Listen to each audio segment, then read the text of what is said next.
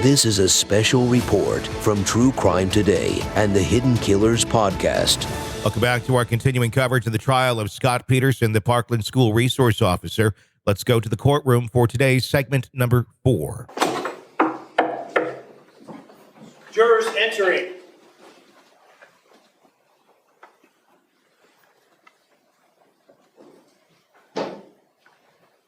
Ladies and gentlemen, welcome back. Come on in. Ladies and gentlemen, welcome back. Come on in. Once you're back in those seats, you may be seated. All the parties may be seated. Ladies and gentlemen, those of you using the notepads, I'll give you a moment to get your notepads back out.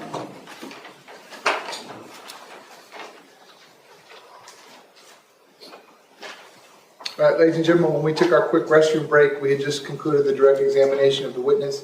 We'll pick it up with the cross-examination of the witness at this point. Mr. Igarsh, when you are ready, you may proceed. Thank you, Your Honor. Stay.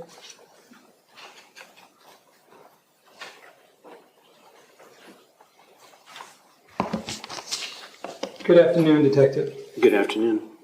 This is the second time that we've met before, correct? I believe so, yes. We had a chance to speak with each other during a deposition back on June 27th, 2022. Isn't that correct? I'll take your word for the date, but yes. And you were there under oath the same way you are today, correct? Correct. And you promised to tell the truth, the whole truth, correct? Yes. And you knew that what you were saying would be transcribed, meaning written down for you to read at a later time, correct? Correct. And did you have a chance to read this deposition before you testified today? I did. When was the last time you read this? About a week ago. Okay. And did you review your testimony with the prosecutor before you testified? Yes.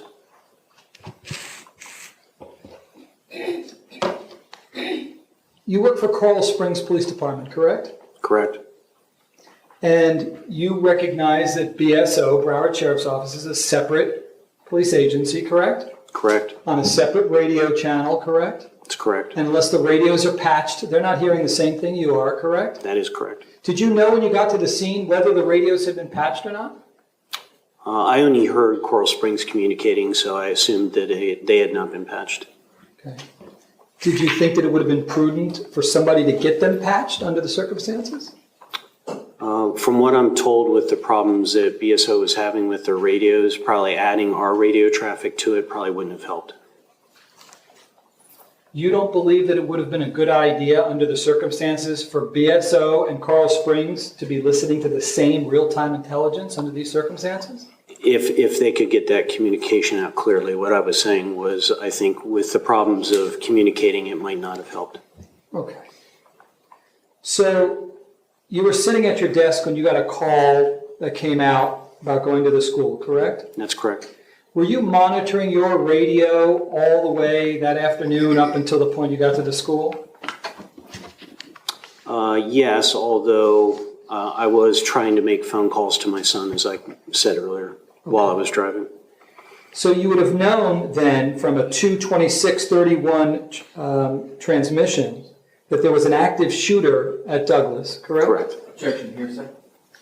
Well, yeah, the questions are contained here, but he already answered the question. The objection's overruled. Go ahead, sir. Ask your next question. Did you also know that there were multiple gunshots being fired? I believe I did, yes. And you also knew that the Coral Springs police lines were blowing up with calls, correct? I wouldn't have known that based on the radio transmission, but I can imagine that they were, yes. Did you also have, from listening to your radio, a detailed description of what at least one shooter looked like? Yes. So you knew you were looking for a white male, correct? Correct. In an ROTC uniform, correct? Possible ROTC with a red shirt and black pants, yeah. Okay. And you also would have known from you remember Officer Burton Yes. speaking? So you would have heard him say that last seen in the 3-story building, north parking lot, correct? Objection here, sir. Yeah, that's hearsay. That's sustained. Go ahead, sir. Ask another question. Did you know when you arrived on campus whether the shooter was last seen in the 3-story building? That didn't come until much later. Or north parking lot? That didn't come until later. When I first arrived, I didn't have a location at all. Well, you arrived about 10 minutes after the shooting, which would have been about 2:37 p.m., correct? Again, I'm not able to give times. I didn't look at my watch the whole time, but I can tell you that I learned about the 1200 building when I was in the auditorium. Does that mean you did not hear the 2:29 transmission made by Burton about three-story building north parking lot? I'm saying when I heard that, I was in the auditorium. I didn't hear that before I got there. Okay.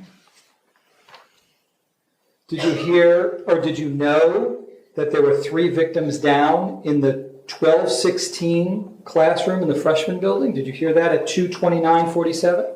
I don't remember that being identified by classroom, but I remember people saying that there were students that were down, yes.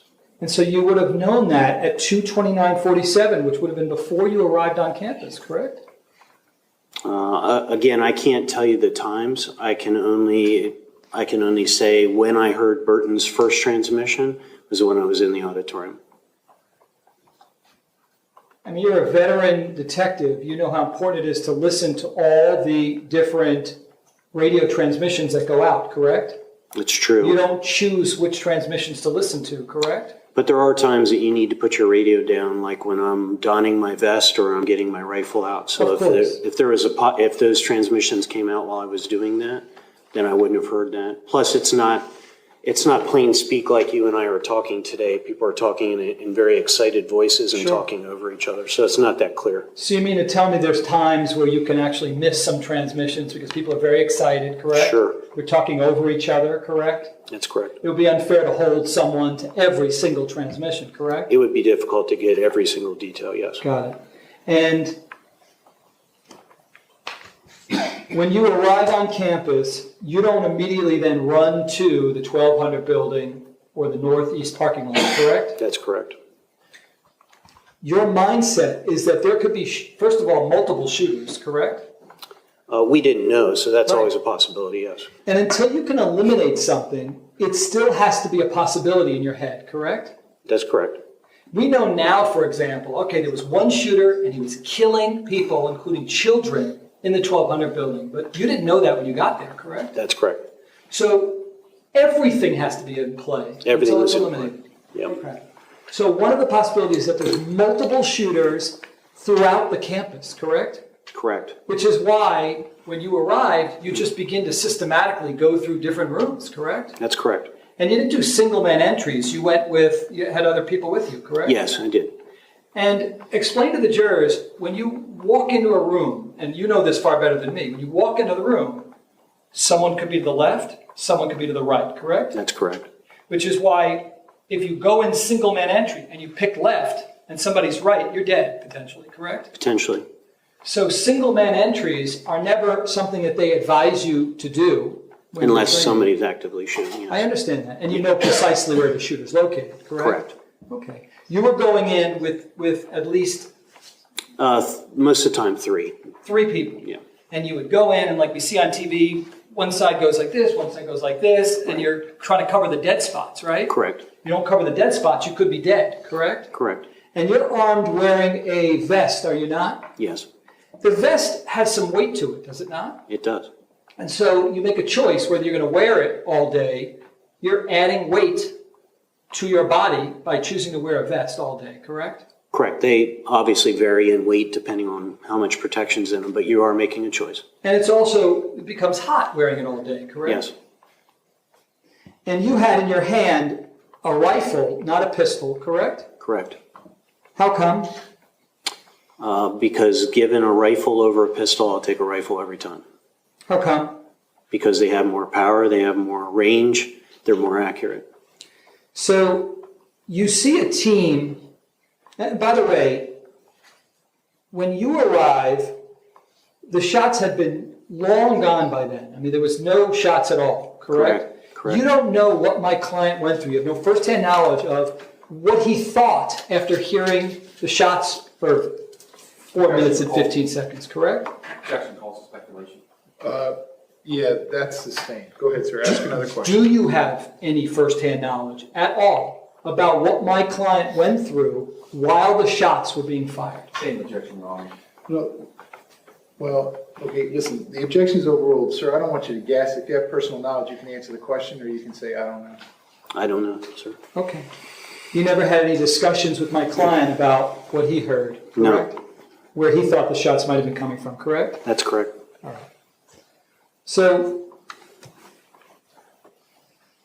you did see a team at some point going into the east side of the building, correct? Yes.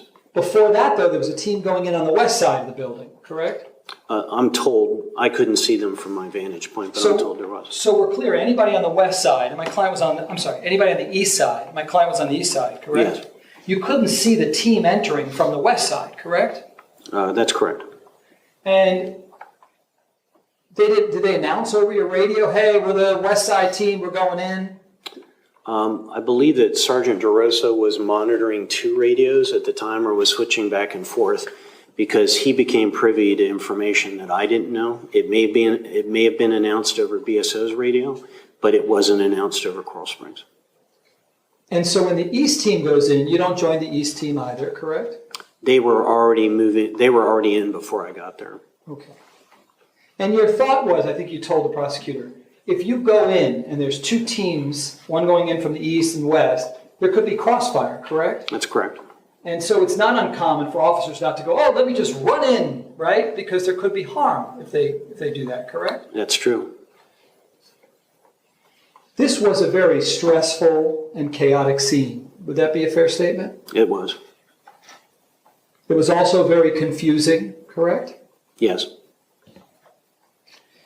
You have contact with my client approximately 22 minutes after the last fire, after the last gunfire, correct? That's correct. And my client wasn't the only officer standing there. There were several other officers standing by my client, correct? Yes. In fact, there was Officer Best standing right next to him, correct? I don't remember Officer Best being there when I spoke to him. I would have to take your word for it.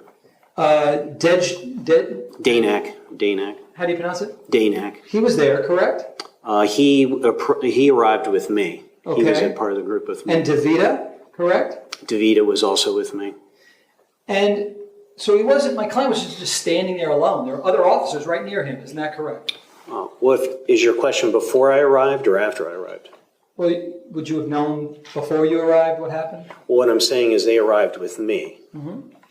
They just didn't walk up to him and ask him where the shooter was. So it's fair to say you don't know who was with my client prior to you arriving? No, I don't. You can only say there were other officers near my client after you arrived, correct? That's correct. Okay. And you said you were crouching down to, quote, make yourself small, correct? Mm-hmm. Is that a yes? That's yes. Sorry. That noise. Yeah, no, I got you. Okay. And you're crouching down because why? Up until that point, until I ask him where the shooter is, I don't know where the shooter is. Okay. And crouching down does what? How does that protect you? It makes me smaller. Now, if I heard your testimony correctly, you go up to my client and you asked him where the shooter was, correct? Yes. And before he gives you an answer, what he actually does is he tells you, hold on, correct? Yeah, I think I actually paused and waited to ask the question because I think he was communicating on the radio or at least listening to the radio. It looked as if he was trying to ascertain information to answer your question, correct? He was talking on the radio. Okay. Yeah. And his demeanor, he was excited and confused, correct? Yes. And you thought that was understandable based upon the situation, correct? Yes, although as a kind of a follow-up to that, the reason I went to him is I recognized him as the school resource officer Sure. and the guy that probably would have the most up-to-date information. Of course. And he seemed not like he was cowering downward, but he seemed very busy, correct? Yes, correct. And you wanted to know where the shooter was because you couldn't look up and look through the windows and see where the shooter or shooters were located, correct? The counsel testifying. No, that's overruled. Go ahead, sir. You can answer that question. That's correct. It was impossible to see in the windows from the distance that we were at. So when my client is able to give you a floor of where the shooter or shooters might be located, that would have, you believed in real time, that would have had to have come from someone giving him that information, correct? Yes, that would be the only way, yeah. Got it. And while you told the prosecutor that you heard my client say third floor, the truth of the matter is he told you second floor. Is that correct? Well, no, that's overruled. Go ahead, sir, you can answer the question. The reason that I said the second floor, during one of the depositions, I said, when I was asked that question, I said the second floor, and then I stopped myself and I said, wait a second, that's not right. It might be the third floor. Okay, I'm not unclear what you're saying. What I'm saying is, when I answered during deposition is what you're referring to, correct? Yes. Okay. When I answered during deposition, I realized I answered incorrectly. I stopped myself and I said, no, I don't believe that's correct. I believe you said the third floor. Is it your testimony that at a prior deposition, you did not say that my client told you second floor? I just affirmed that I said that during a deposition, I said the second floor and immediately corrected myself and said the third floor. And you then don't go running into the building at that point, correct? That's correct. And the prosecutor asked you about sniper fire, correct? Yes. Isn't it a fact that generically, when you arrive to an active shooting situation, you're thinking, unless you know otherwise, that there could be sniper fire, correct? I suppose, I guess I wouldn't be thinking about defining whether it was sniper fire or regular fire. The reaction is the same. If there's fire, I need to figure out from where and move to it. Specifically as it relates to sniper fire, is it your testimony that that was out of your mind and not on the table as a possibility? Oh, sure, it was a possibility. Anything's a possibility. But that was consciously on your mind, which is one of the reasons why you crouched down, because of potential sniper fire. Isn't that correct, sir? Again, the distinction between whether I was shot by a sniper or shot by an active shooter, it wouldn't matter. I would be making myself small if I was running across an open area. So I don't know that I would make a distinction. I wasn't thinking I have to crouch over because I don't want to be sniped. I was thinking I didn't want to get shot. I understand that. There are many ways you could have been shot. We agree, right? Right. One of the ways is sniper fire, and that's what I'm talking about right now. You know what sniper fire is, correct? Absolutely. The prosecutor discussed that with you, and he seemed to say that was off the table in your head. You heard him say that, correct? Yeah, that part has been asked and answered. That's sustained. Go ahead, sir. Ask another question. Isn't it a fact that on your mind consciously was your concern about sniper fire? Yes or no? Yeah, this objection is the same. That has been asked and answered. Go ahead, sir. Ask another question. You even thought specifically in your mind at the time that someone could be shooting out of a window and maybe targeting officers. Isn't that correct, sir? Objection again, Your Honor. No, that's a rule. That's a different question. Go ahead, sir. You can answer that. That's absolutely correct that if the windows were shot out, that they could be shooting at officers, yes. That would be a concern.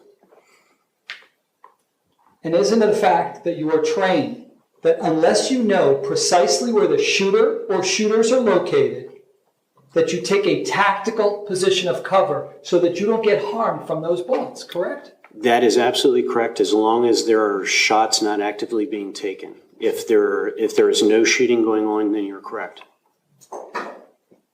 If you don't know at all from the sound where shots are coming from, and we're talking about a scenario where it could cover to the east hundreds of yards, or to the west hundreds of yards, are you saying it is your training to say, okay, I'm just going to start picking places to go? Or do you wait for more information and take a tactical position of cover? I think it's reasonable that if you're hearing shots fired, you can figure out whether they're being fired at you. And I think the question earlier was how would I know that? There would be dirt kicking up around me, there'd be bullets coming off of the wall behind me. I think it's reasonable you take a couple seconds, even if you dive for cover, like you say, to then try to figure out where the person is and move to the shots. Did you see any dirt at all where my client was standing? No.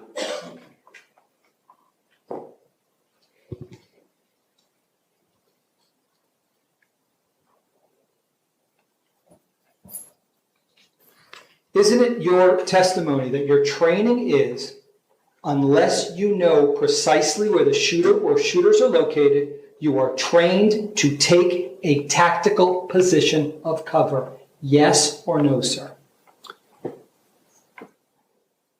As long as shots are not being fired, you're only asking half of the question.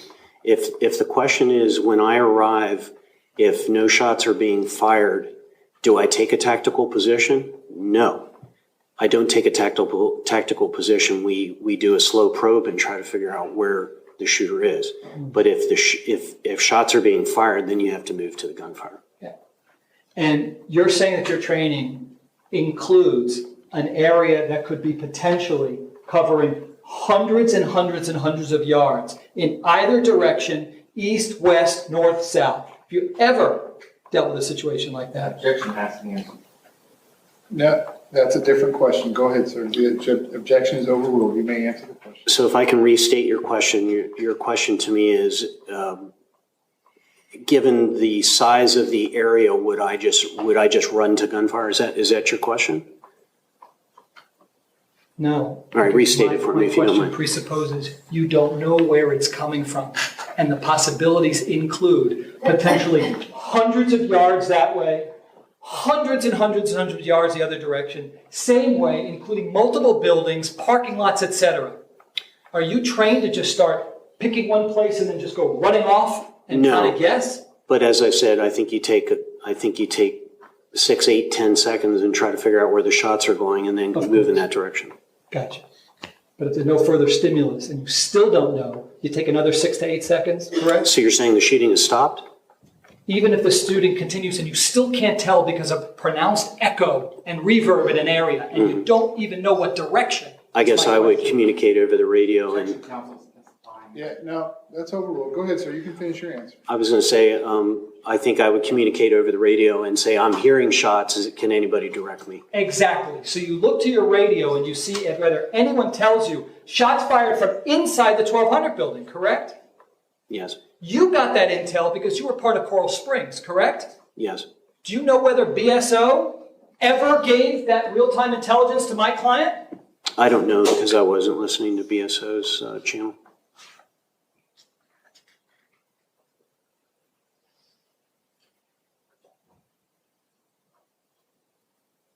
At no time when you were there with my client taking a tactical position of cover, did you relay any of your real-time intelligence with him, correct? No, I did not. There wasn't time. First of all, he was talking on the radio. But again, I said that I thought his knowledge was greater than mine since he was the SRO and he had been there the longest. And that might not have turned out to be very accurate at all, correct? It might not have, but I didn't know how much more I could offer, and I didn't want to hold up his time.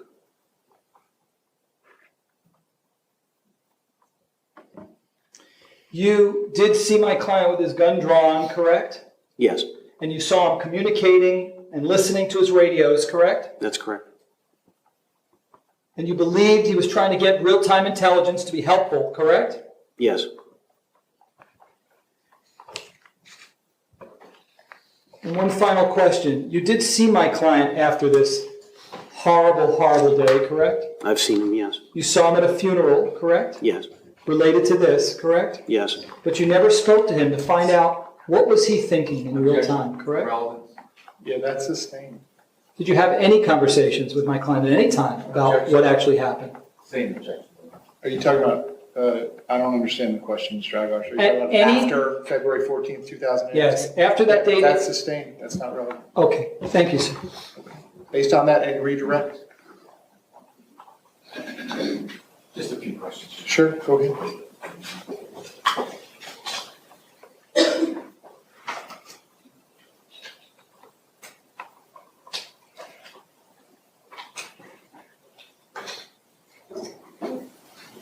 Detective, you were questioned by counsel regarding a pistol versus a rifle. At the time of an active shooting, if the only thing you have is a pistol on you, do you still go toward the shots fired? I think you have to dance with the person that you took to the dance. You know, you elected to have that piece of equipment again, every shot that's being fired is a kid being killed, so you have to use the pistol. And also, you were questioned repeatedly about tactical positions. Would you take a tactical position for 48 minutes? Is that a tactical position to reconfigure your thinking at a proper time frame? No, I think I had said 6 to 10 seconds, try to recalibrate yourself, figure out what your next move is and move on. I believe the defense counsel also said to you that it was important to know precisely where the shots are coming from. Do you need to know precisely what the shots are coming from in order to be able to move toward the shots? No, you don't need to know precisely. And actually, if you're moving on that person and they're paying attention to you and they're trying to get a shot at you, it again benefits the hostages and innocent civilians because he's paying attention to you and not shooting kids. So you can move and force him to move, which is not a bad thing. And if I got you right, you would force him, in a sense, to shoot at you versus Correct. innocent bystanders or innocent hostages. That's correct. Then I just wanted to be clear, because again, counsel made a point of saying that what you knew when you got there. When you first got to the school, all you knew was basically that shots had been fired on the campus? That's correct. All right. And when you got there, you heard nothing? Yeah, in terms of gunfire, yes. In terms of gunshots, yes, Yeah. correct? All right. So the information about shots or the shooter being inside the 1200 building, that did not come to you until you spoke to the defendant, correct? There was Officer Burton's communication when I was in the auditorium that identified people being wounded inside the 1200 building, which I recognized as a 3-story building, but that's when I found out. And then the location of the shooter was then confirmed when I spoke to Deputy Peterson.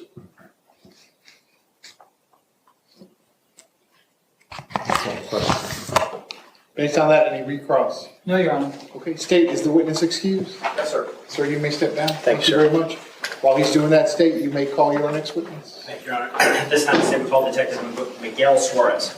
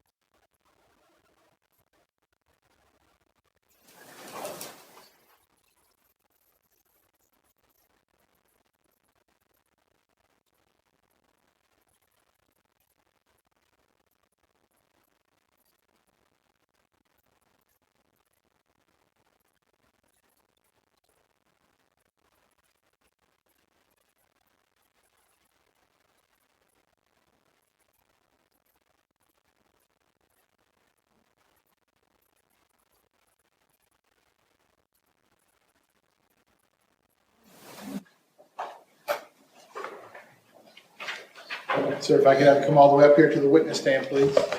Once you reach it, but before you have a seat, if you can just stop and look at me, please. Yes. Raise your right hand. You swear to tell the truth, whole truth, nothing but the truth. I do. Please be seated. And once you are seated, if I can get you to scoot that chair all the way up as far as it will go. Can you please state your full name and spell your full name? It's Miguel A. Suarez, last name S-U-A-R-E-Z. M-I-G-U-E-L. M-I-G-U-L, first name. Mr. Kilren, you may inquire. Thank you, Judge. Detective Suarez, where do you currently work? I work at the Parish Sheriff's Office in the capacity of a crime scene detective. And how long have you worked for BSO? This will be my 15th year. And walk me through the progression of the different units you've been in. I started my first 7 years at the agency as a road patrol deputy in the district of Pompano Beach. And then I interviewed for the position of crime scene detective in the crime scene unit, and I've been here for the last 7 years. Was that your role on February 14th of 2018? Yes. Okay. Now, in regards to what happened at Marjorie Stoneman Douglas, were you part of the crime scene team?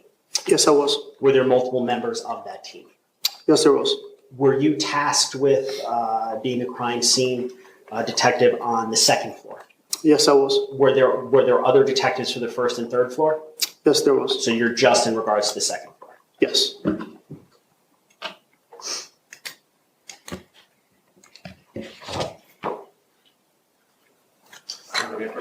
You may.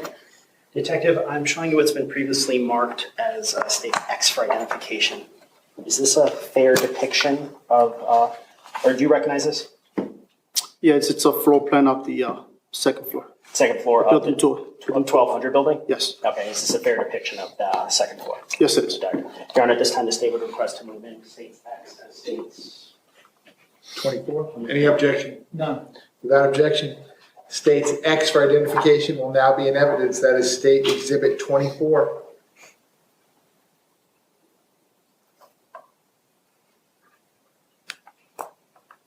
Your Honor, may I publish? You may.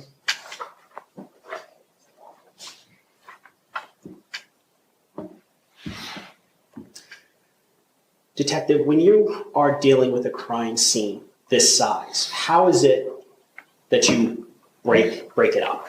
What is the mechanism that crime scene utilizes? This particular scene, this was probably our second mass casualty event with this magnitude. So usually what you would do is you would try to break up something in this size with different tasks for every detective within the unit. Okay, and what were your tasks?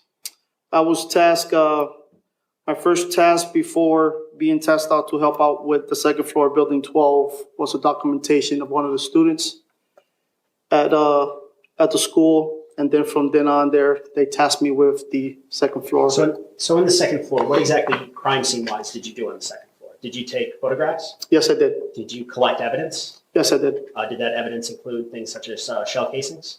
Yes, they did. Now, do you document precisely where different shell casings? Yes, I do.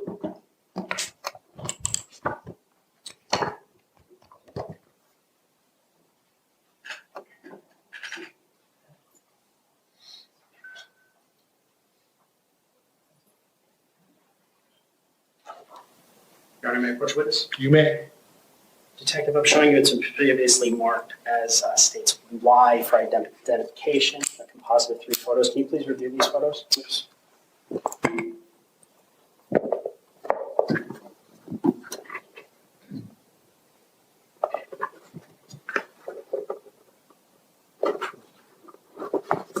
Detective, are those true and accurate representations of photographs that you took back in February of 2018 at Marjorie Stoneman Douglas on the second floor? Yes, they are.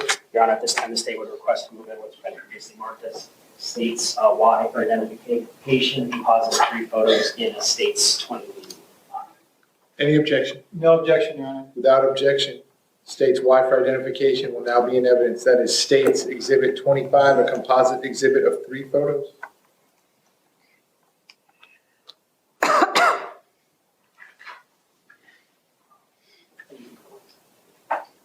Your Honor, the TVs can be on for all of it. The TVs can be on for all of this witness. Understood.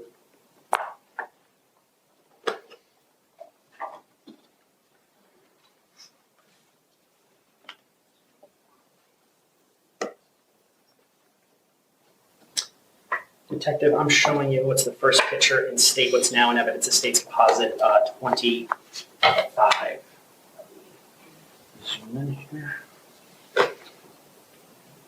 Can you see, clear as I have to show you a person, can you see what classroom that is?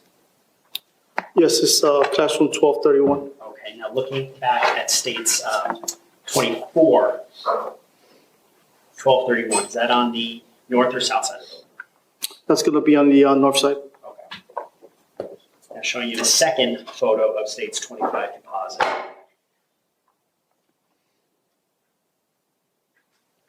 Did you take that picture? Yes, I did. And what is that a picture of? Those are suspected projectile, either penetration or strike sites of the far window of classroom 1231. What do you mean by penetration versus strike sites? Well, when a projectile, if it makes any entry through any intermediate object that it goes through, it becomes a penetration site. If it just strikes the area without any kind of penetration, it's just I document it as a strike site. Okay, now looking at just for instance, the mark in the middle, Your Honor, can we do the annotator? I'm gonna try. Okay.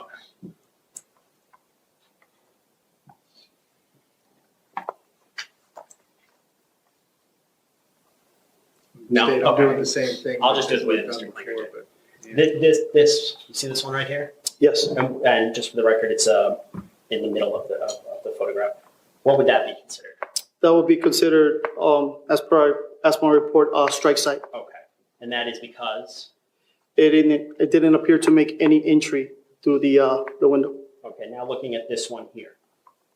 That would be considered a penetration site. And is that because of that little, like, hole, if you will, in the middle?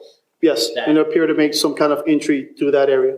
Now, based upon the shell casings that we're going to get into in a minute, does it appear as if the entire projectile made its way outside the window, or is it just a fragment of it? It depends. I couldn't tell you if it's the whole projectile, but a piece of that projectile made it through. Okay, and this is facing northbound? So Yes, it is. parking lot. Yes. Now, this is the third picture, and what's now states 25. Is that just a drawn-out view of what we were just looking at? Yes, that's what we would consider like an overall or intermediate photo of the same projectile penetration or suspected strike site.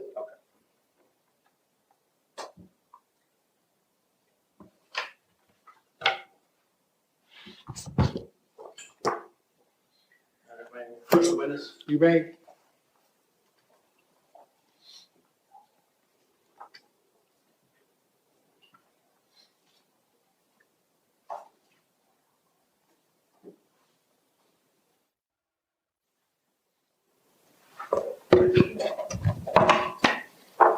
Detective, I'm now showing you what's been previously marked as states Z for identification, a composite of 7 photographs. Can you please review these? Yes.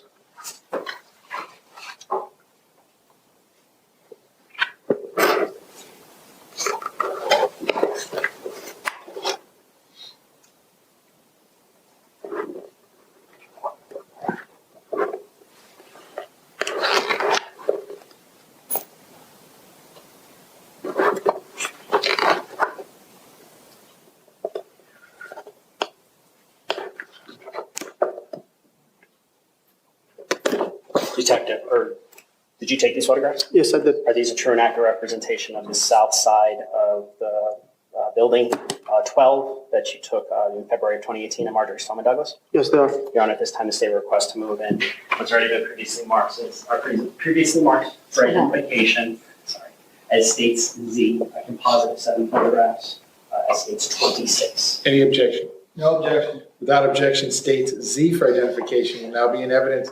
That is States Exhibit 26, a composite exhibit of 7 photos.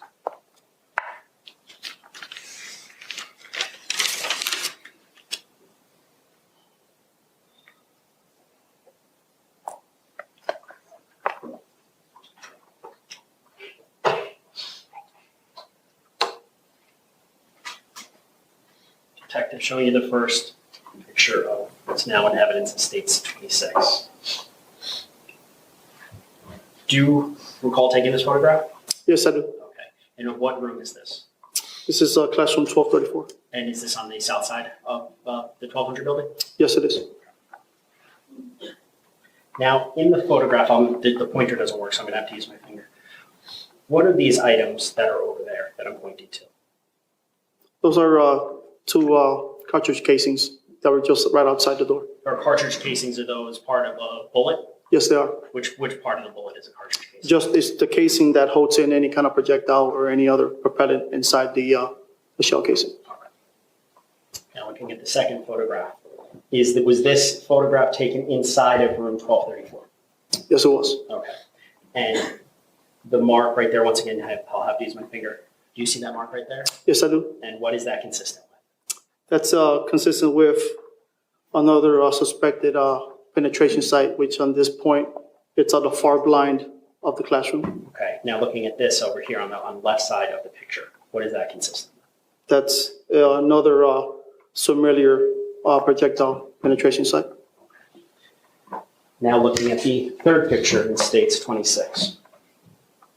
What is this like sticker there? What is that purpose of that? Those are usually, they're measuring the adhesive measuring scales. Every time we're documenting any part of the scene that has to do with either, it could be suspected penetration sites, it could be simple just evidence items. We put those on the picture just to help better grasp and view the either the size or the definition of the area that we're taking a picture of. And if I'm not mistaken, it says 1234K. What is the K an indicator? Yeah, so on this particular room, we had so many either penetration sites or strike sites that I start lettering them either from A, B, C, all the way up. And this particular case, as you guys can see, it's already at the K at this particular time. Now zooming in at K. I know it's hard to see on this. Let me see. Where is the strike site or penetration in this particular photo? In this particular photo, it's just about the adhesive scale, and it's just right through the screened in area of the window. So now do you see any, or do you recall seeing any damage to the actual window pane consistent with this? Not in this area, no. Okay. Yeah. But this photograph was taken because of their tear, so to speak, in the screen. Yes. Okay.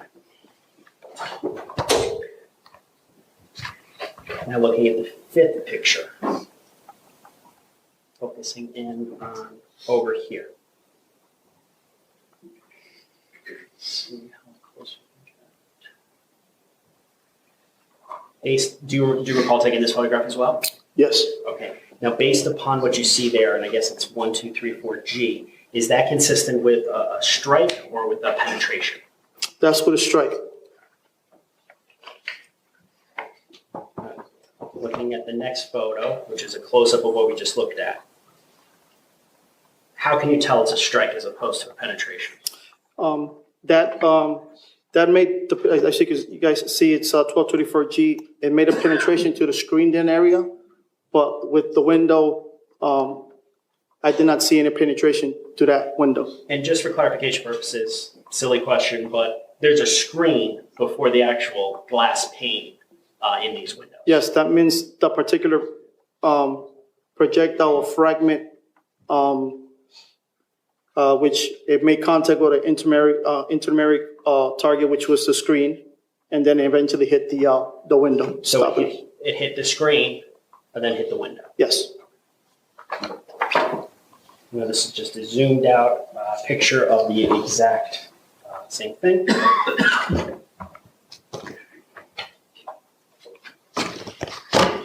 Now, do you recall how many shell casings you recovered from the second floor? I believe it's a total of 6.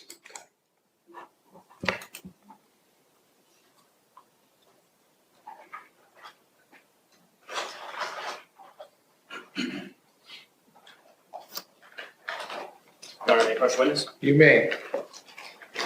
Detective, I am now showing you what's already been previously marked for identification as 2A or AA, state's identification. Take a look at this. Do you recognize this?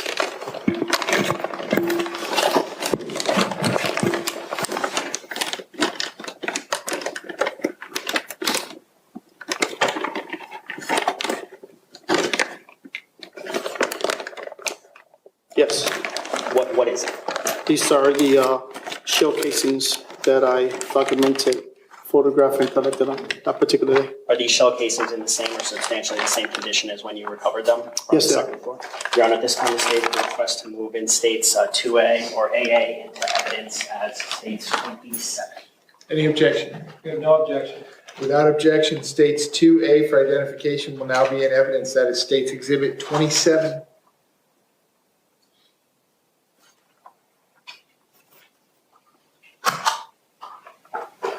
And Your Honor, may I publish to the jury? You may.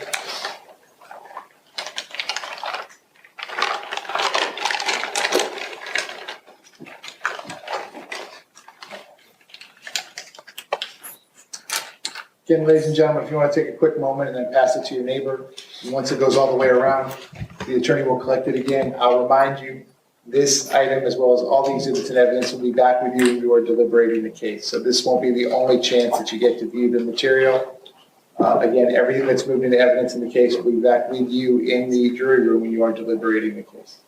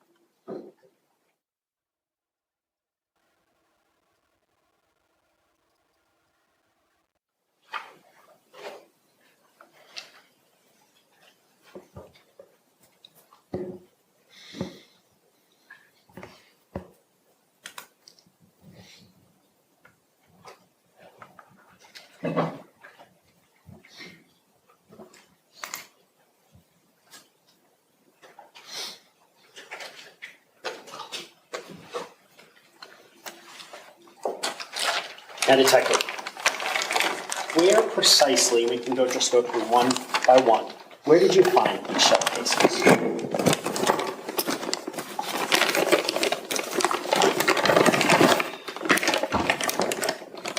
For reference purposes, states 24 is in front of you on the screen. In each box,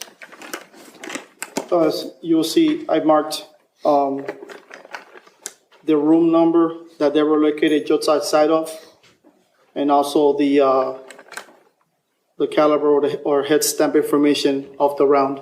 Okay, so let's start with the first one, the top one there. Where did you find that shell casing? And here it says 1231 FC1, which is fire casing 1, and which states is outside of room 1231. Okay. So in the hallway? Yes. Okay. Looking at the second one, the second casing. This one is 1231 FC2, fire casing 2. And it's right here, it says I collected it, soft wall, just outside room 1231. What do you mean by soft wall? It's just right, it's not right next to 1231 classroom, it's just a little bit away from it. So like on the wall? Yes. As opposed to near the door? Yes. Okay. After this was found in the hallway as well? Yes. Okay. What about the third one? The third one,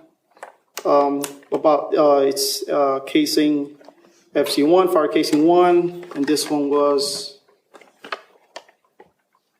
12, just outside room 1232 on the hallway. In the hallway? Yes. Okay. So 1232? Yes. Okay. Are those consistent with the shot strikes that you saw at the window panes heading towards the north side of the building? Yes. Okay. Looking at the fourth one. This is, it has 1234, which is classroom 1234 is fire casing 1, and it's, I marked on here the floor just outside of classroom 1234. Okay. Was that in the hallway? It was right next, almost next to the door of 1234. Okay. What, was it in the classroom or in the hallway? No, it was in the hallway, it wasn't in the classroom. Okay. How about the fifth one? This is fire casing 2, again, classroom 1234, and on the floor just outside classroom. Okay. So in the hallway? Yes. Okay. What about the sixth one? The sixth one, fire casing 3, as it states here, classroom 1234, and it's collected on floor near door of classroom. This one was a little bit more kind of in the threshold of the classroom, like near the door. Near where the door. It's frame when the door would be. opens, right on the threshold. Understood. Were any shell casings found either inside the classrooms of 1231 or at 1234? No, this was the closest one. It was within the threshold. Okay. And of those 6 shell casings consistent with how many shots being fired on the second floor? Yes, as far as casings wise, we found, yes, You found 6. 6. All in the hallway. All in the hallway. Yes. Okay. Now going back to states 26.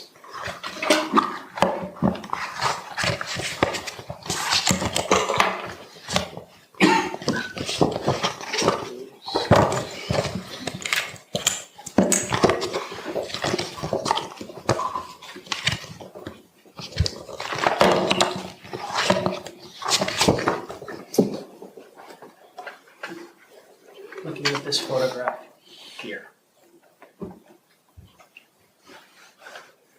How does this photograph, or what you see there, differ from what you saw on the north side of the building in terms of the shot strike or the shot that penetrated? Well, this one in particular, it's, you can see that it was more of a strike mark, not a penetration. It did, if you'll see the red, on this window plane, you'll see different areas that pieces of projectile probably penetrated the screen, but this one in particular is penetrated the screen, but just struck the window with no penetration. So it didn't go outside the window, it stayed inside? No. Whereas in states 25, looking at this one here, with that little hole in the middle, something went outside. Yes, it appears so. Okay. Now, room 1234, showing what's the defense ID. Do you recognize this? Can you take a look at it? Yes. Okay, do you see approximately, or not approximately, do you see building 12? It's right over here. Okay. Your Honor, may I ask the witness to come back? Sure.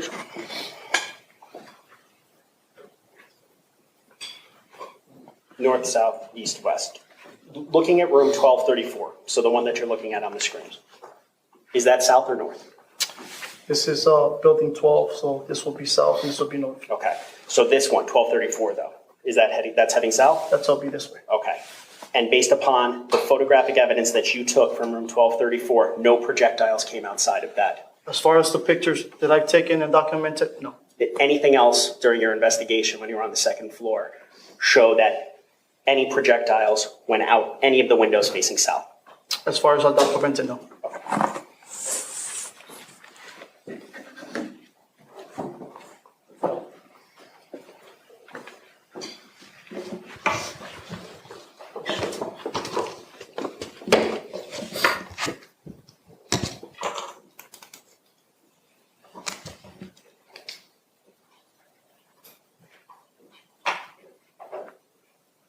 I have nothing further for this witness.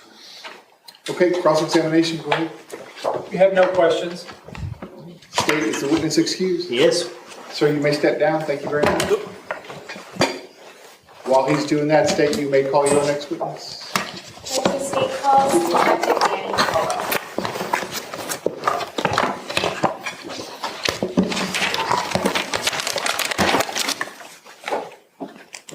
Thank you.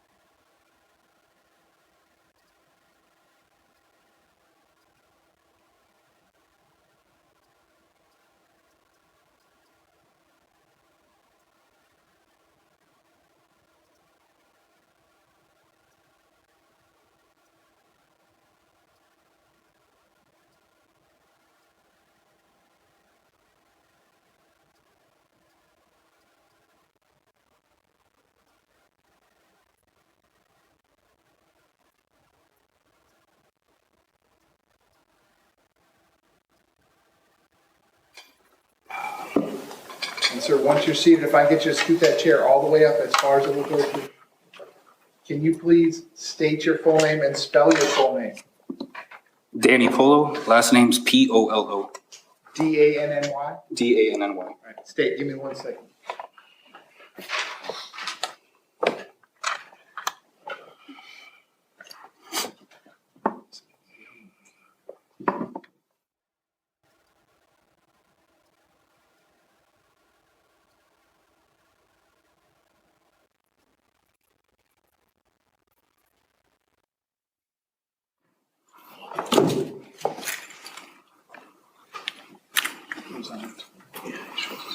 Okay.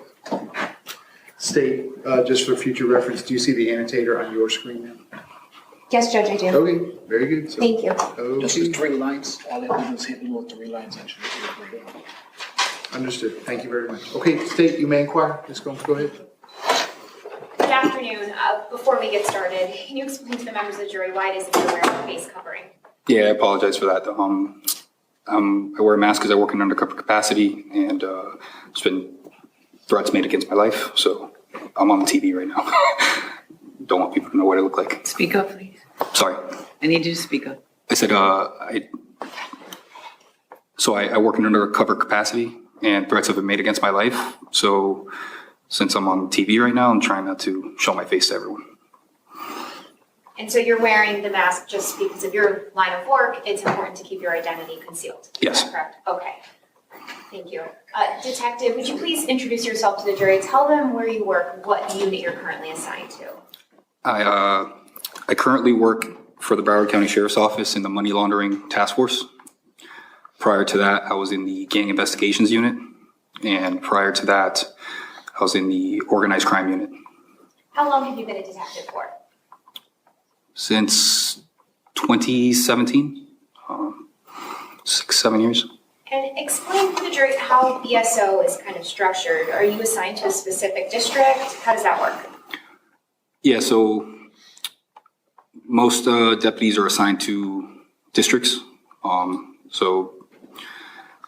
Deerfield Beach, Pompano, West Park, Dania. I believe we have 15 districts.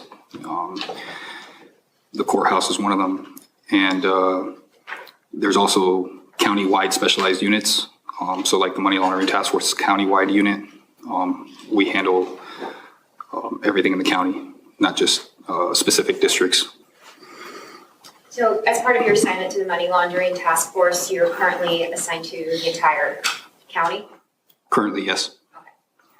I'd like to turn your attention to February of 2018. What was your assignment at that time? I was with the Deerfield Beach Crime Suppression Team. So I worked in the city of Deerfield Beach. I was assigned to the city of Deerfield Beach, and I worked in their crime suppression team. What is a crime suppression team?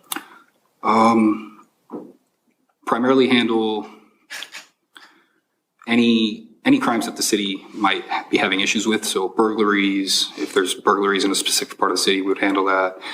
Robberies, if there's a robbery issue going on in a certain part of the city, we would handle that. Narcotics enforcement, firearms, violent crimes, anything that the city might need.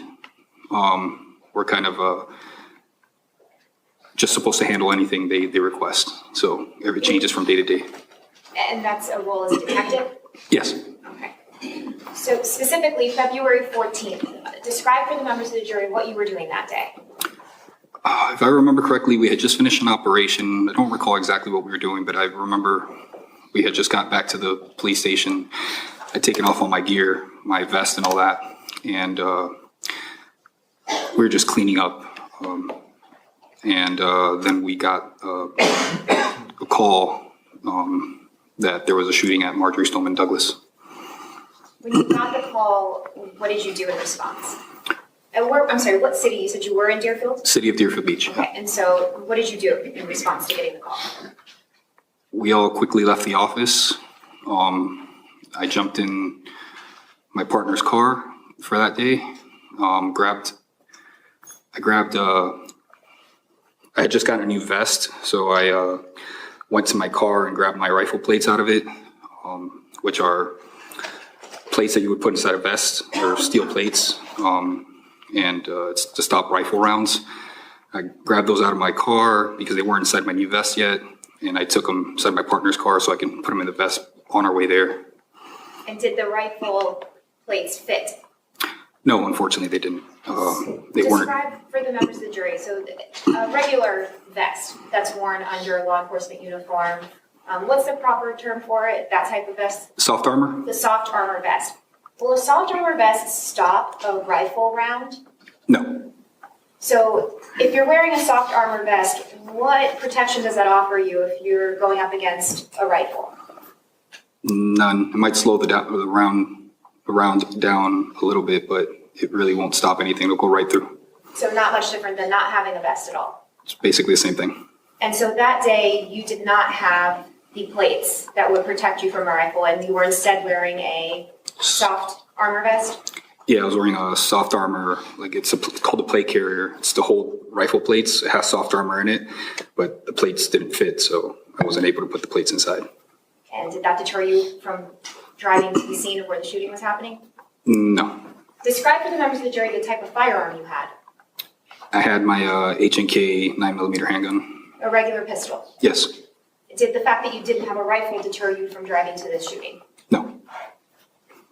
Explain for the jury what's going on in your head when you get a call that there's a shooting happening at a school and you realize that you're driving directly to it. So initially, we get a lot of shooting calls when you respond or you work for a crime suppression team or you're out on the road working road patrol. You get shooting calls all the time. And usually I would say most of the time they're not real shootings. It's firework or it's just, you never figure out what it is. So we were responding like we would to any other call, any other shooting call at, lights and sirens going pretty fast. And then we heard over the radio that someone announced that there was a victim with gunshot wounds.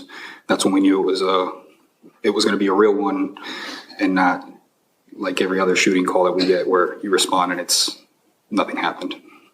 I'm going to ask you to move closer to the microphone. So Yeah. hear it. Okay. Yeah. I'm going to ask you to speak very close to the microphone.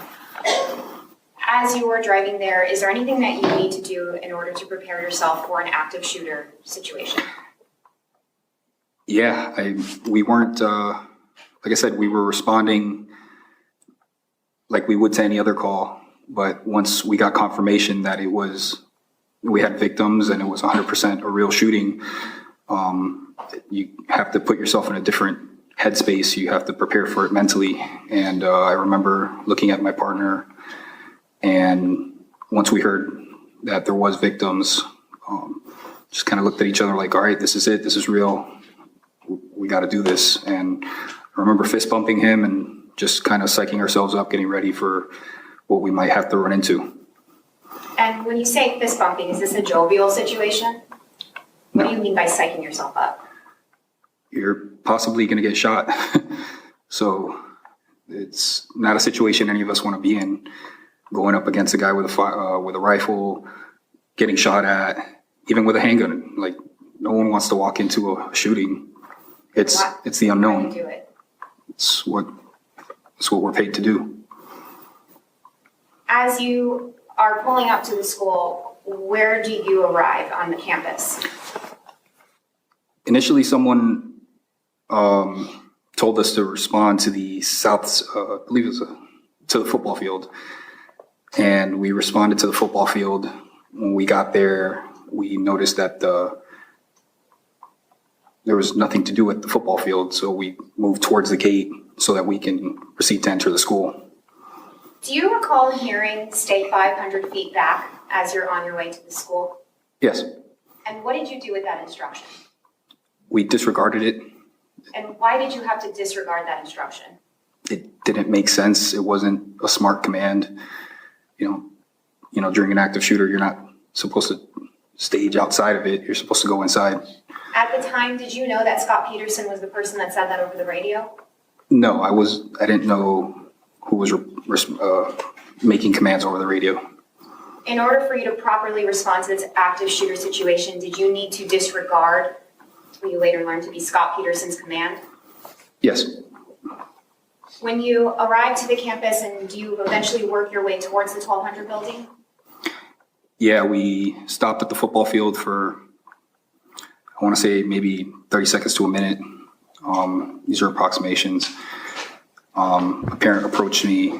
They were trying to get inside the school because their kid was in there. I reassured them that we had it, that we were going to take care of everything, and stopped him from going inside the school because that would have created concerns and issues for law enforcement on scene. When I realized, after speaking with him, I realized we need to keep moving. So we got back into the car, moved to the gate where the entrance was. And at that point, we made contact with a couple other officers and we proceeded to run inside. Now, I want to be clear about the timing. Approximately what time did you arrive on campus? It was about 2:35, 2:36 p.m. And how many minutes after the first shots did you arrive on scene? First shots were about 2:21 p.m. So it was 15 minutes. And about how many minutes after it was announced, shots fired, did you arrive on scene? After the first shots were fired? After it was announced by Scot Peterson, shots fired at approximately 12 minutes. 2:23. Yeah, about 12 minutes. So 12 minutes after Scot Peterson announces shots fired, you arrive on scene. Yes. Okay, so describe what happens once you make your way to the 1200 building. We ran inside. It was a team of 4 of us. No specific reason why we had 4 of us. It was me and my partner, and then we ran into one of our SWAT operators, and he looked around, saw another SWAT guy coming up. So we flagged him over. We got together. We ran towards the building. There's 2 deputies that were behind a vehicle. We made contact with them, asked them what was going on, and they gave us instruction on what they knew at the time, which was they pointed at the building where the suspect was last seen, or Nick Cruz was last seen, and they said that's where the last shots were fired, and they informed us that the other buildings had not been cleared, so we didn't know where or if he was in any other buildings. I'm going to ask you to move closer to the microphone. Did you hear any gunshots while you were on scene? No, we arrived on scene. There was no more gunshots. To the best of your knowledge, were any BSO deputies other than Scot Peterson on scene while there were gunshots going on? No, there was no other BSO deputy there. I don't believe there's any other police officer there. The only police officer on scene while gunshots were going off was Scot Peterson. Yes. Now, when is there, first, I want you to explain, you hear no gunshots, so explain to the members of the jury how the gunshots or stimulus would have impacted the way that you moved through that campus. The way we're trained by the sheriff's office is when responding to a shooting, or to an active shooter specifically, if you arrive and you're hearing gunshots, they call that a stimulus, and you're supposed to respond by moving towards the sound of the stimulus. So if you hear gunshots coming from a specific area, you're supposed to move directly to that area and keep following that sound, because every time you hear a gunshot, it's a possible victim, someone who's just getting shot at. Now, what if you don't know precisely where a gunshot is coming from? What does common sense dictate? Just move towards the sound of that gunshot. You can hear the specific direction where something's coming from, so you just move towards it and then follow that sound. If there's multiple gunshots, then you would keep moving towards that sound. And if you're standing somewhere where there's an echo, does it make sense to remove yourself from that hallway so that you can better hear? No. What would you do to hear? Just get closer to it. I know it sounds silly, but what would you do to be able to hear the sounds? Just keep moving towards it. When we do training, they do, fake, or not fake, but they use, blank shells, and they replicate gunshot sounds. And I know that we can follow that gunshot. Yeah, there's an echo, but if it's coming from upstairs or it's coming from the same floor, you can hear it. And you can effectively move in the direction of a sound. Is responding to the sound of gunfire something you train for? Yes, And you work for the Broward Sheriff's Office, the same police department as Scot Peterson, correct? correct. So explain what happens next once you are inside or at the doors of the 1200 building. When we arrived at the building, we entered the first floor and we saw that, I believe it was Coral Springs Police Department officers had already entered the first floor and they were clearing forward on the first floor. So at that point, it didn't appear that they needed any more bodies on the first floor. So we moved on to the second floor and began to move in that direction. We didn't have any gunshots that we were hearing. All we could, I smelled the odor of the gunfire. You could still smell the gunfire when we walked in. So in our minds, it's still fresh and it must have just recently happened, which it did, but we weren't there fast enough. Up until this point, when you're realizing the first floor is taken care of and you have to move up, have there been any dispatch or radio issues? No, I didn't have any dispatch issues till later on, after arriving, so 30 minutes later. So as you're on your way to the scene, are you able to hear things that are coming over the air? Yes. And so much so that you heard the stay 500 feet back? Yeah, stay 500 feet back, respond to the football field. Then a lieutenant took over the radio and started giving commands to respond directly to the school. Yeah, we heard all that. At some point, do you start to have radio issues?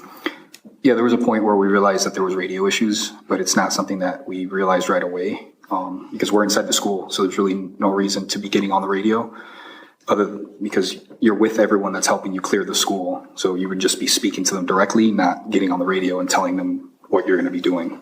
You're just going to communicate with the officers that are with you. To the best of your memory, approximately how long after the shooter had left the building entirely did you start to notice radio problems? Say maybe 20 minutes. Describe, like you just explained, how you speak to each other in person. Describe how the radio factors in while you're trying to work your way through the building. Well, while we're working through the building, you're not getting on the radio. You're with everyone that's going to be clearing the building with you. There was, at that time, like over 20 officers in there, and everyone's with us. So you don't need to get on the radio to tell the guy behind you what you're going to do. You just tell the guy behind you, I'm going to clear this room. I'm going to go this way. I'm going to take this hallway. And you give directions to people. While we were in there, we were with a couple SWAT operators. And when you have SWAT guys with you, they like to take command of these scenes because this is what they specifically train for. It's more tactical for them. So it makes more sense for them to direct you at that point. But anyone can decide to do anything as long as you're communicating with everyone that's with you, with your team. What floor do you go to the second floor? We initially went to the second floor. What happens? We started getting communications from someone watching the video, doing the video playback. And they were giving us the positions of where Nicholas Cruz was. Unfortunately, it was delayed. It wasn't a live update. It was a delayed update where the video they were watching it from several minutes back. So we think we're inside the building with him, but he was already gone. So in that moment, you thought that you were in the building with the shooter? Yes. How did you get the information that there was, I know it was wrong information, but how did you get this information that that the shooter was still in the building? Over the radio. And what do you do in response? Where does everybody go? We were on the second floor, and someone keyed up over the radio, someone that was watching the video, and they told us that Nicholas Cruz was on the third floor. So now we're all obviously looking up the stairwell towards the third floor because the person that's doing these shootings is on the third floor. So we have to keep an eye upstairs now. So I remember everyone kind of just turning up and looking up at the same time when they told us that he was on the third floor. Then we were told that Nicholas Cruz was going to be coming down the third floor, down the stairs on the third floor. At that point, everyone turned and pointed their guns in that direction, because if he came down, it was with a rifle, it was probably going to be a gunfight, and everyone was going to respond. And in that moment, you still only had your pistol, correct? Right. What happens next? Several people began to clear the second floor, looking for, victims, people that are injured. And I remember a couple officers were sent to the third floor to start clearing that, to get us into the third floor. And then I was called for. They said they needed more people upstairs because there was several people injured that needed medical attention. In that moment, did that communication indicate to you that manpower would be important? Yes. And that it was needed, additional bodies were needed on the third floor? Yes. In response to that, did you assist and go up to the third floor? Yes, I ran up to the third floor, and at that point, one of the other officers was dragging one of the students, Anthony Borges, through the stairwell door, and they placed him on the third floor landing before you go down to the second floor. Describe Anthony Borges' condition. He was bleeding heavily. He had been bleeding for a while, and his clothes were covered in blood. He was visibly in pain. He was just groaning, and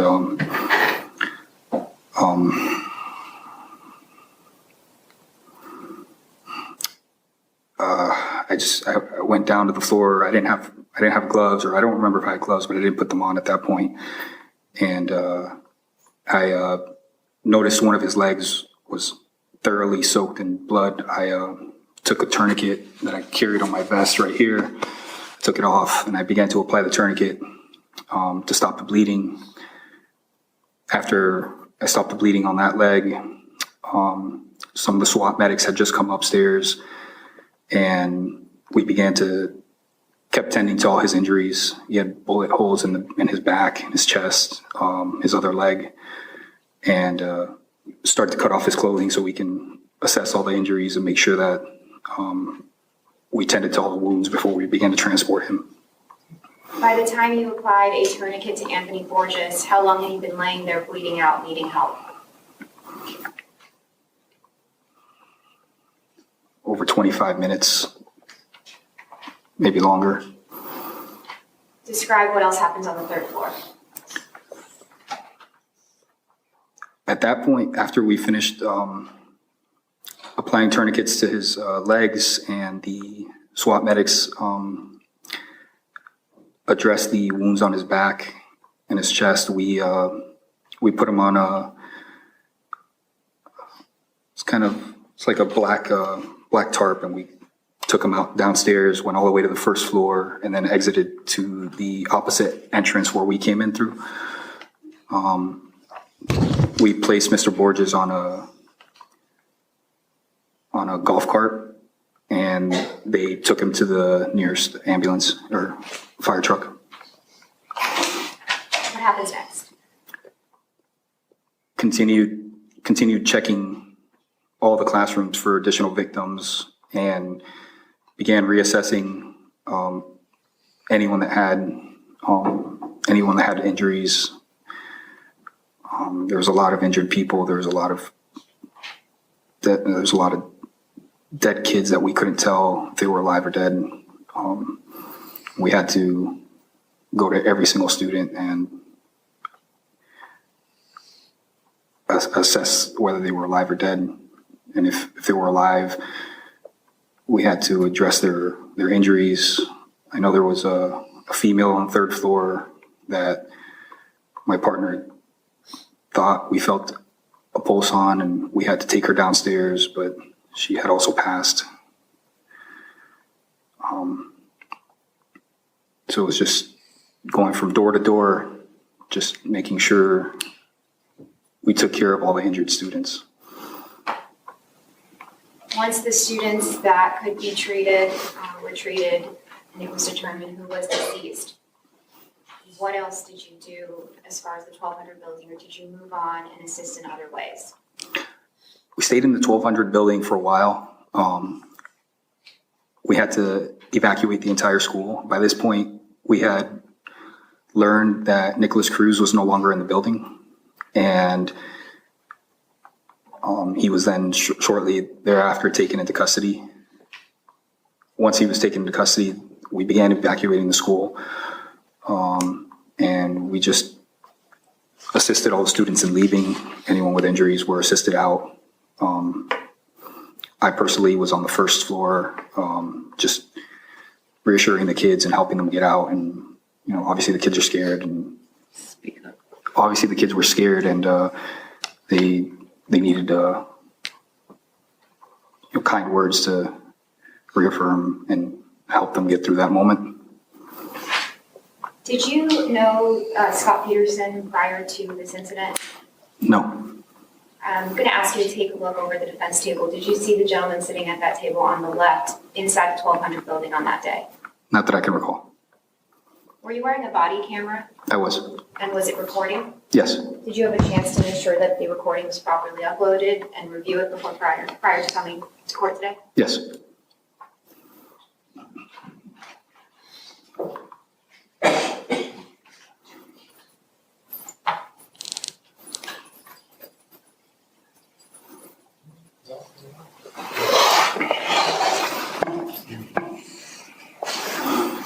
I request that the screens be turned off.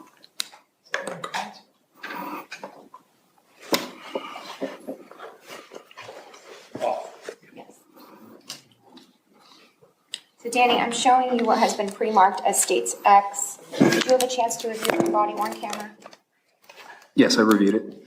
Judge, at this time, the state moves into evidence what's been pre-marked as states X as states. Oh, I'm sorry. It's been pre-marked as. It'll be pre-marked as 2B, and will be coming into evidence as 28. Any objection? No new objections other than my motion. No additional objection? Correct. Okay, over the defense objection, states 2B for identification will now be in evidence. That is State's Exhibit 28.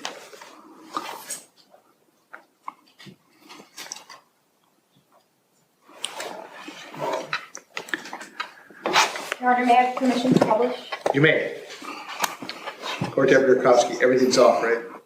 Okay, thank you.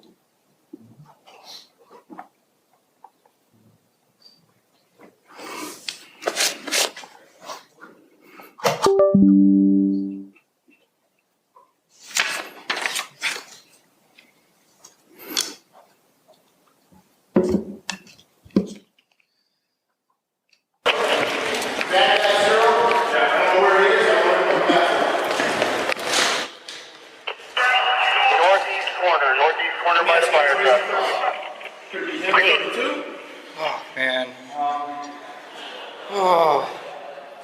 Fucking swastika on that. Right, that's the bad guy zero. Somebody needs to stay here with that.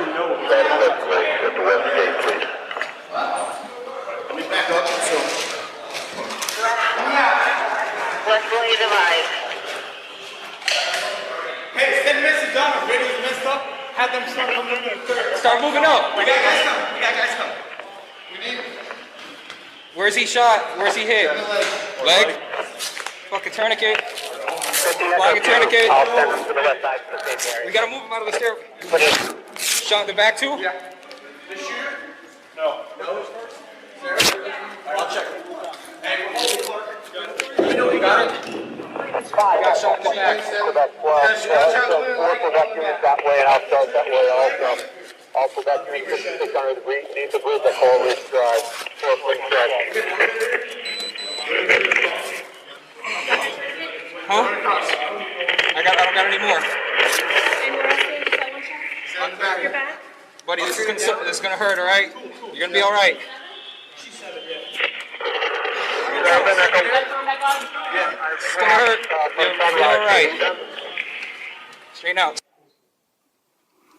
Your Honor, I'm renewing my objection. Yeah, over your objection, which is otherwise preserved. Go ahead, Steve.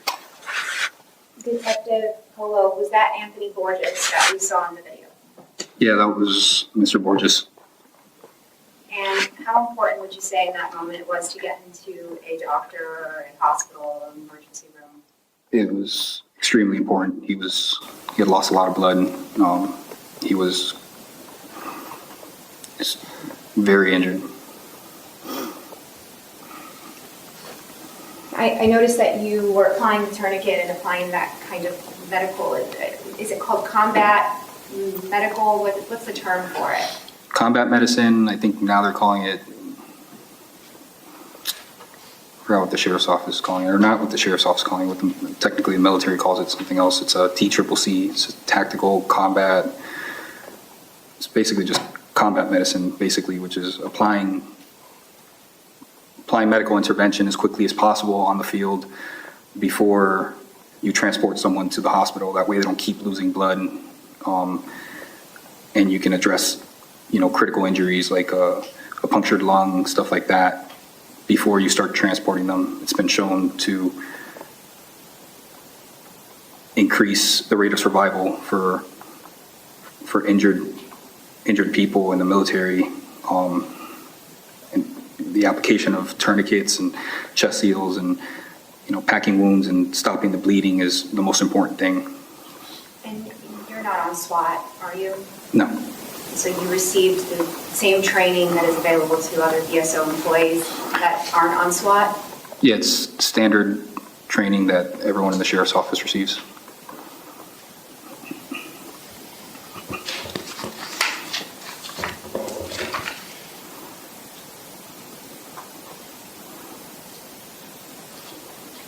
Judge, I have nothing further. Okay, cross-examination, go ahead. Thank you.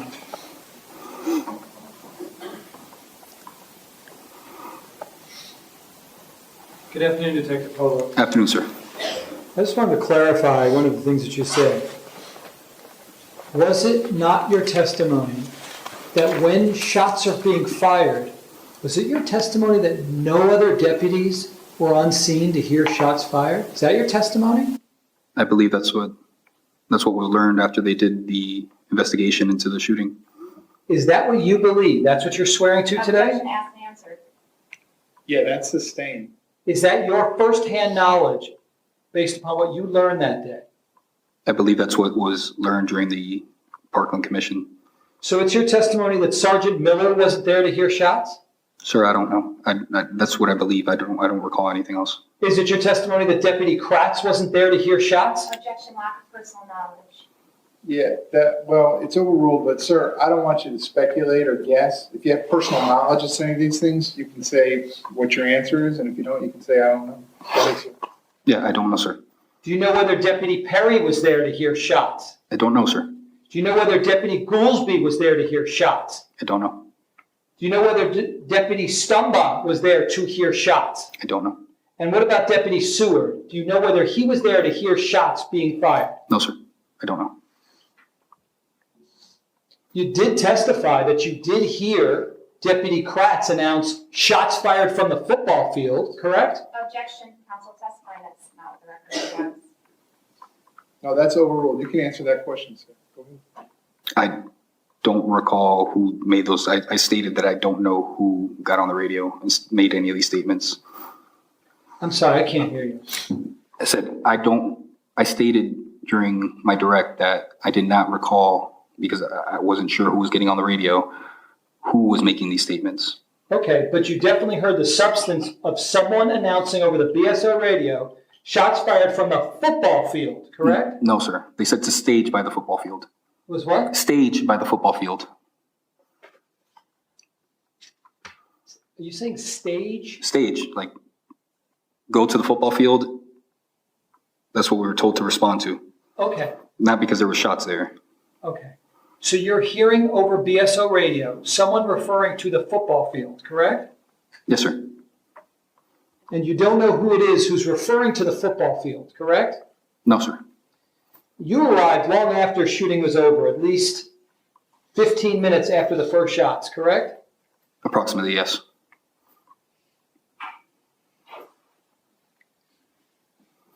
And when you went in, you were with a team of at least 4, correct? Yes, sir. Who told you where the shooter or shooters were located? How did you learn that? When we went inside the fence, we sprinted to a vehicle where there's 2 deputies standing behind, and one of the deputies told us the information that the shooting, the last known location was the 1200 building. Okay, so you spoke to someone who gave you that information, correct? Yes, sir. You don't know where he got that information from, correct? No, sir. So we're clear, it wasn't because you heard it over the BSO radio, correct? I don't recall.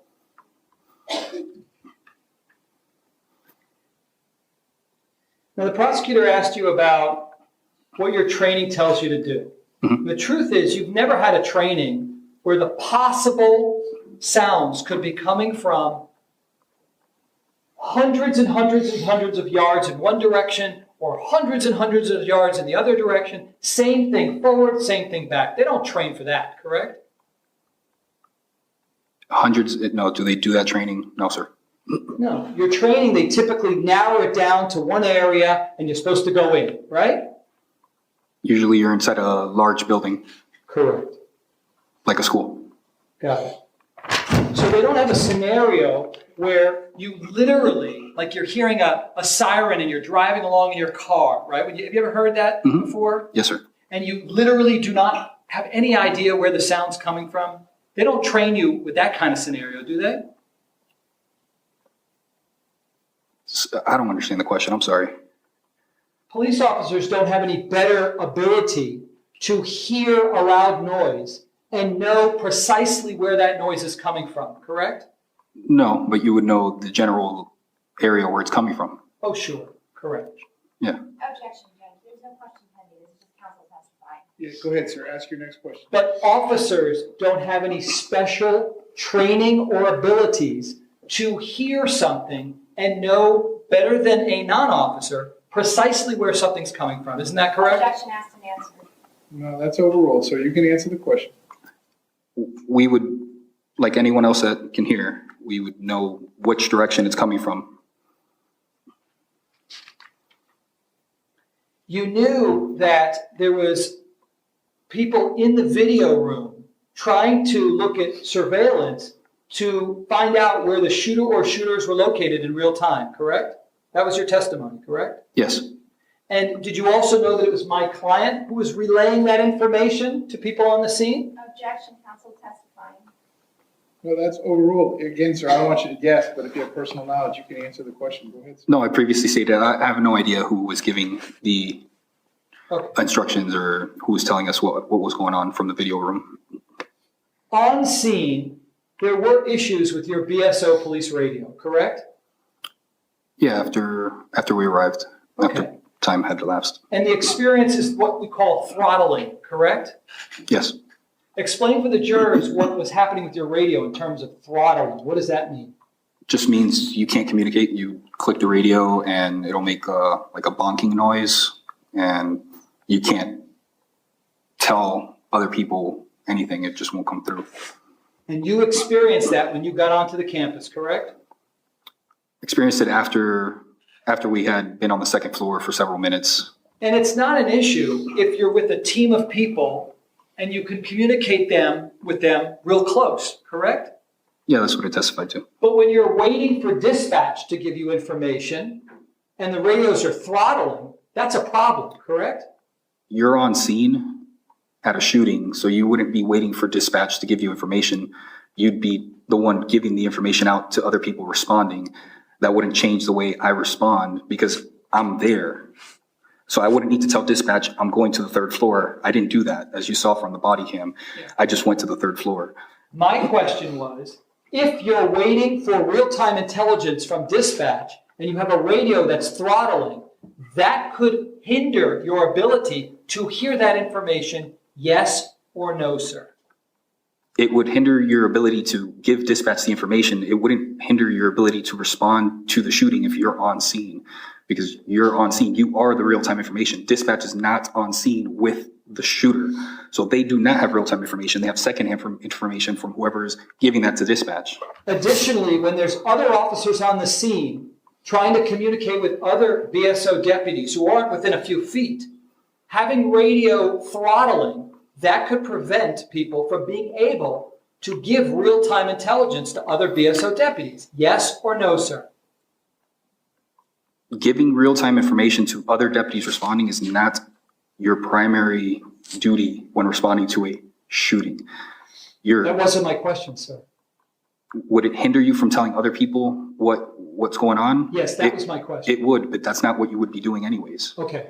So the answer to my question was yes. If one officer wanted to convey to another officer real-time intelligence, having a radio that's throttling would interfere with their ability to effectively carry that out. Yes or no, sir? Yes, sir.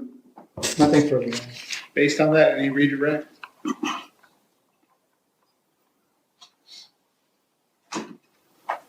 Can you explain the trainings at the school that you referenced?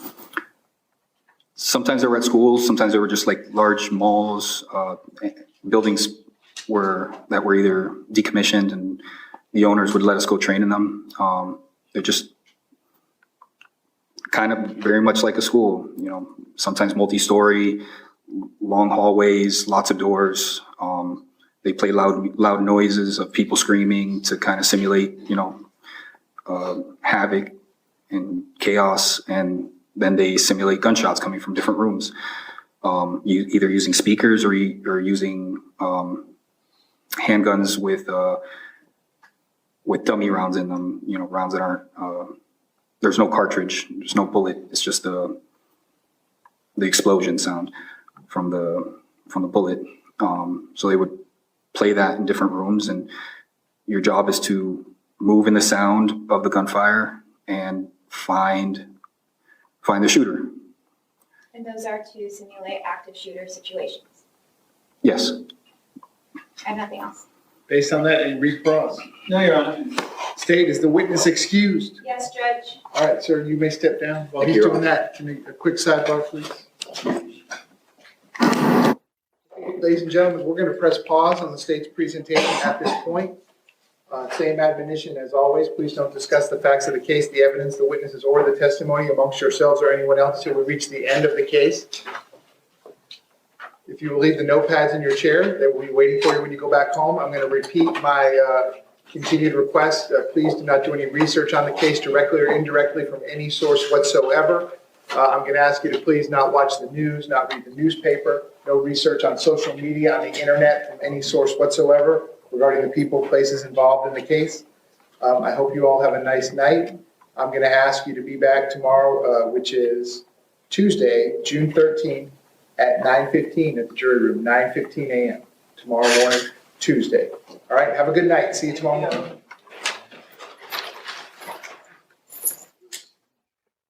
Everyone can be seated.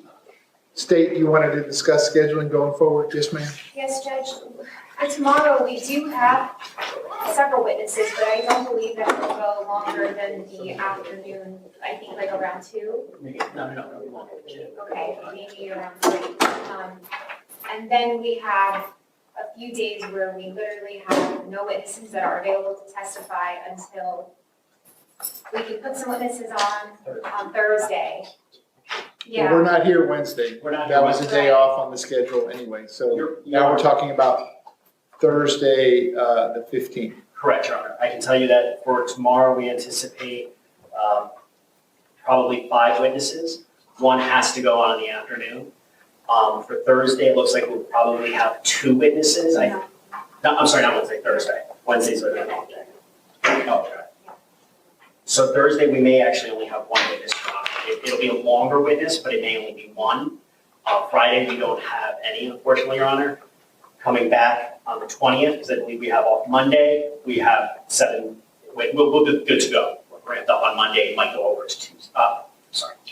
We'll be good to go on Tuesday. It may go over to Wednesday, and then I anticipate around then the state will be rested. So let me see if I got this right. We work a full day tomorrow, or as much of the full day as we can. Wednesday is off. Thursday, it sounds like you have a short. Yeah, Maybe one witness. No, one witness because he's going on vacation the following week or else. And then the court holiday is Monday. You're asking for the trial to not be in session on Friday, the 16th. Correct, Your Honor. And then you're telling me with a full day of work on Tuesday, the 20th, and then part of the day on Wednesday, the 21st, Possibly into Wednesday. I don't know if we'll get that you would be resting your case at that point? Yes, it looks that way, yes. And Judge, we can be in session if defense wants to call witnesses, That's what I was gonna say. just we won't have witnesses. You're talking about on Friday? Yes. Okay, yes, sir. So we have someone that we've arranged with the state to testify tomorrow at 11:15. So that's one witness. And then we have 2 or 3 that are taking vacation very soon and could testify on Thursday and or Friday. Okay. Whatever their I mean, schedules you are all, if Thursday. you all are gonna cooperate, and I appreciate the professionalism on both sides, but continue to do that, allow the defense to call witnesses out of order, whether that be Thursday or Friday, that's fine. I can't work the full day Friday just because of other obligations that I have with my FX docket. So I would probably have to stop at maybe 3:30 PM on Friday anyway. Yeah, I would rather do the work while we have the juries here. I'm fine with that, Your Honor. We have no objection to the defense calling witnesses Okay. on the Thursday or Friday. Okay, so I'll leave that to you all to discuss, but whatever defense witnesses can be available on Thursday, whatever defense witnesses can be available on Friday. I will tell you again, based on some other items on my own docket, Friday morning, I probably won't be able to start with the jury till 10 o'clock Friday morning. I'm sorry, I missed that. 10 o'clock Friday morning. Thursday is a short docket, so 9:30 won't be a problem. Friday will probably be 10 a.m. And then defense, if they rest their case next Tuesday or the morning of next Wednesday, then you can resume with the rest of your presentation. You can have your witnesses ready to go. Thank you. I mean, again, no time limits. We're way ahead on the schedule, but how long do you think it'll take for you to put on your presentation?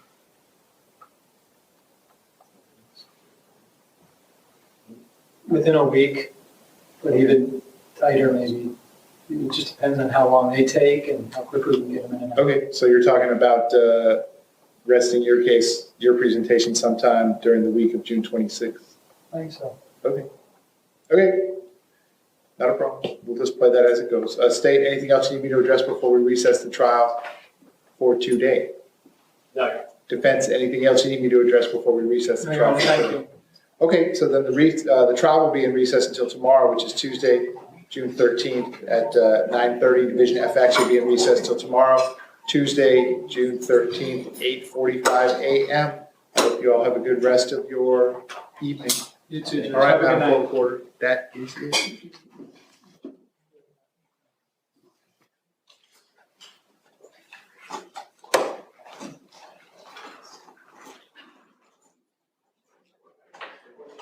That wraps up segment number 4 in today's coverage of the trial of Scot Peterson, the Parkland School resource officer. Keep it here and press subscribe so you don't miss any of our continuing coverage on this case as it continues to unfold. I'm Tony Bruschi. Stay with us. This has been a special report from True Crime Today and the Hidden Killers podcast.